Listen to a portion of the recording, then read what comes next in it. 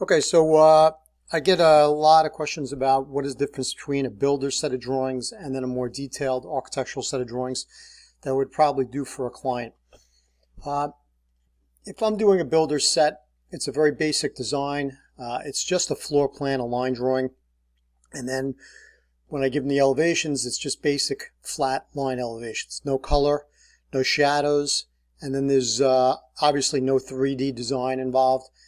Builders want to get the cheapest product out the door possible, and they do this every day, so they can understand and look at a set of blueprints and they know what they're looking at. They'll look at this and they'll say, okay, I know what this is. I know that this is pushed back a little bit. They understand the roof slopes and all that kind of stuff. As far as the construction drawings, they're pretty bare bones, basic construction drawings. I still put in a pretty good amount of detail on my drawings because I don't like to leave anything left to the imagination for the builder.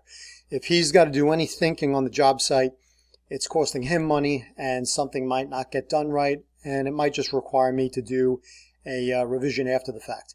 But in these drawings, you can see I don't have any energy calculations. I do have the thermal barriers, but the energy calculations are done by somebody else. In New York, I'll probably staple a set of res check calculations to the cover of the drawings for the building official. In Florida, I leave it up to a energy auditor to do the energy calculations. Here's a typical demolition plan with all the notes, still pretty well detailed.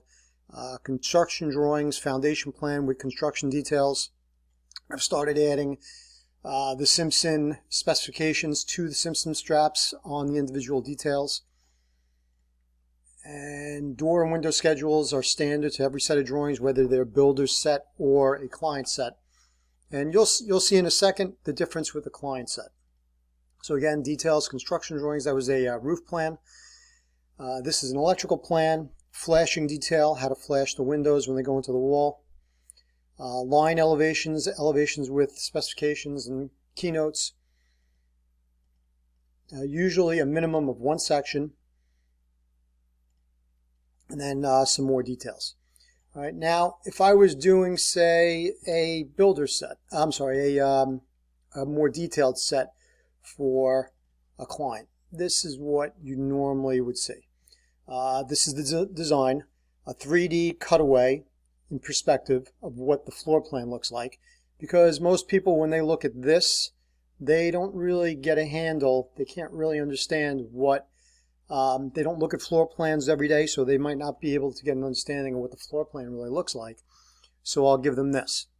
It helps them, find their way through the floor plan a little bit better. Rendered perspective elevations are standard with the higher end, more detailed set for clients when I'm including 3D. Rendered elevations. Should be some palm trees on the sides of this one. And then usually a couple of interior perspectives if we're drawing the kitchen on the inside. And then a cutaway of the interior. Let me just hang on a sec. So I just noticed on this particular PDF, these interior drawings, no, not that way. These are old ones because they're not really rendered correctly. The windows are supposed to be clear. These are the correct interior renderings that I would provide to a client. Better quality, shade and shadow reflections, and the glass is transparent. Let me see.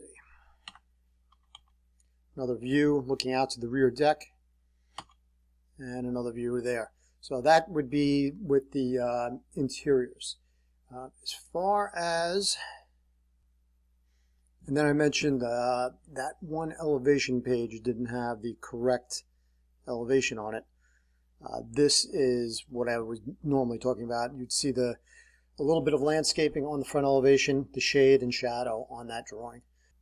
Also, as part of the more detailed drawings, I do the 3D walk around the project. Show you what it looks like in 3D from all different directions. This is a false background for the rendering. Gives you an idea.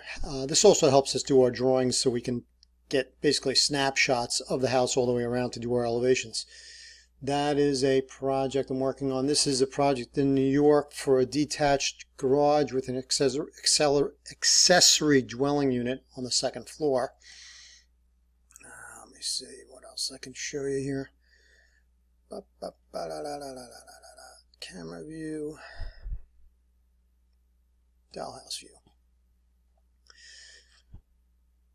So this is one of the views I also show people to give them an understanding of what it's going to look like in 3D to help them walk through the floor plan. And I have another one over here. So I can basically show you any part of the house in real time, and this is what I post to YouTube as part of the 3D video walkthroughs, when I explain what did work, what didn't work, why we did certain things. It helps explain the design, and a picture is worth 1,000 words, a video is 1,000,000 words, because you get to see exactly what I'm talking about, why I did certain things, certain trade-offs that we take to get the project done. Let me see if I can do this here.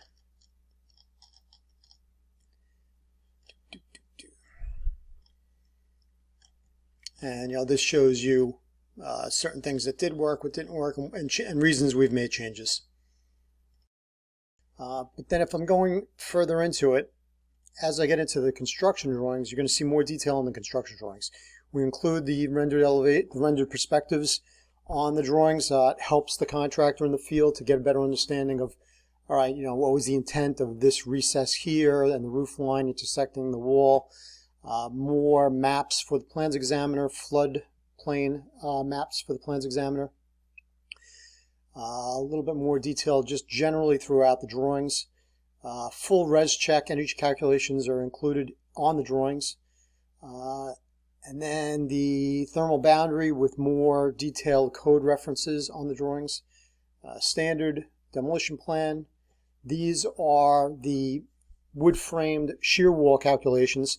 Always make sure, if you're doing a wood-framed house, make sure your architect or engineer is providing shear wall calculations on the drawings, because that's something the plans examiner is going to look for, and if he doesn't see it on the drawings, your project's going to get rejected instantly.